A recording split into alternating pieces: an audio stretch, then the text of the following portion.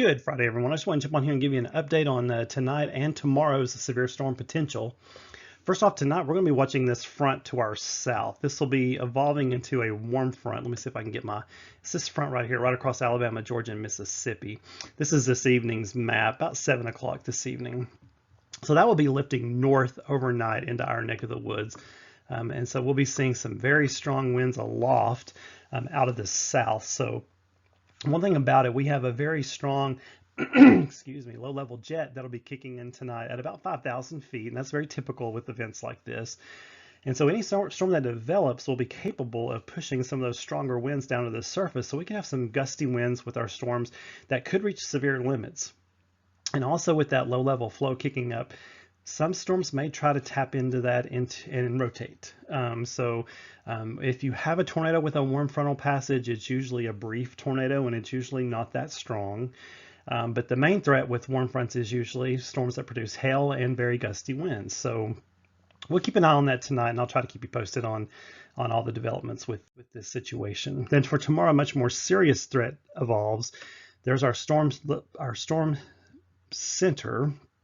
And then we have the cold front, of course, hanging down from it to the south.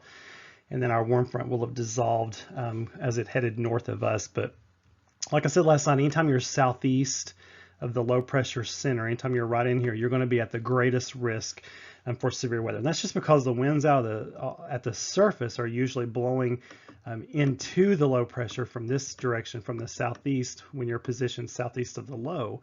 While aloft, the winds are like this, blowing from the southwest. So you got that turn as you go up into the atmosphere. So that can give storms the spin that they need to create severe thunderstorms and tornadoes.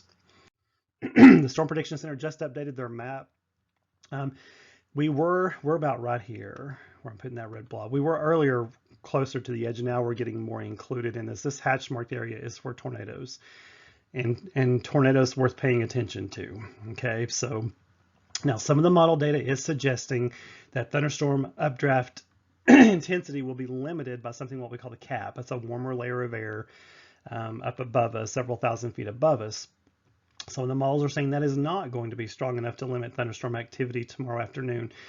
The Storm Prediction Center has said that if more model data comes in saying that updraft activity is not going to be hindered, they will more than likely start upgrading areas around in here, probably even on over to us, into the moderate risk for severe weather. So, and that would be for an enhanced risk for tornadoes as well. So we'll keep an eye on that because this could still evolve into a heavy rain threat. It may evolve into a severe weather threat and a heavy rain threat. So we'll have to keep an eye on that for sure.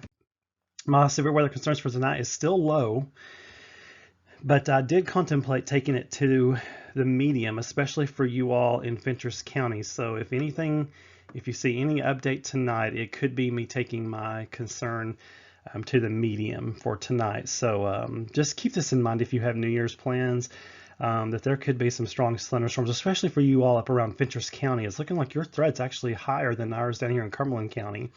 Against WZ straight line winds, possible tornado. Threat time frame 9 p.m. to 3 a.m., especially around, it looks like, according to short-term models, around 11 p.m. is when things are really going to get firing off. But I want us to be weather aware starting at 9 p.m.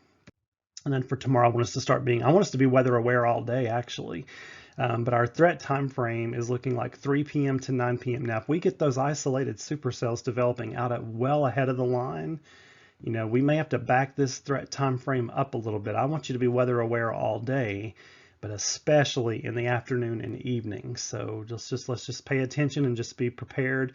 I have raised my concern from medium to high. I did that this morning.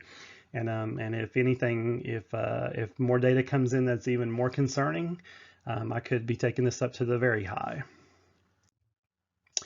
And this is a short-term model for this morning, for late tonight. This is around midnight to 3 a.m. time frame-ish. And as you can see, a lot of the thunderstorms are up here, closer to the Kentucky border, and there's a lot of them. That just indicates to me that this could be a very active night. For those of you that closer to the Kentucky border you are, the bumpier your night could be. Might not be a bad idea to catch a power nap this evening, just in case that weather radio keeps you up tonight.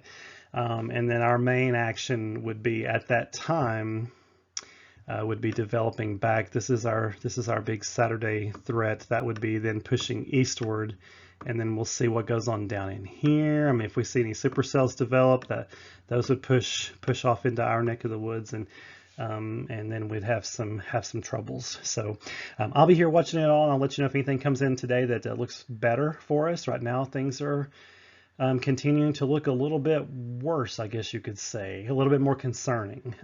But things could turn around, and it could look more like a heavy rain event. And then, of course, we've got that very cold air coming in for Sunday, which will bring some snowflakes. It'll be the first snow flurry some of us have seen this season, and it'll be the second day of January. So that's pretty impressive. I'll be here watching it all for you folks, and keeping you updated on anything I can. And you all check out my tab on my webpage for severe weather safety. And we'll get through this safe and sound. And just keep it right here to meteorologistmark.com.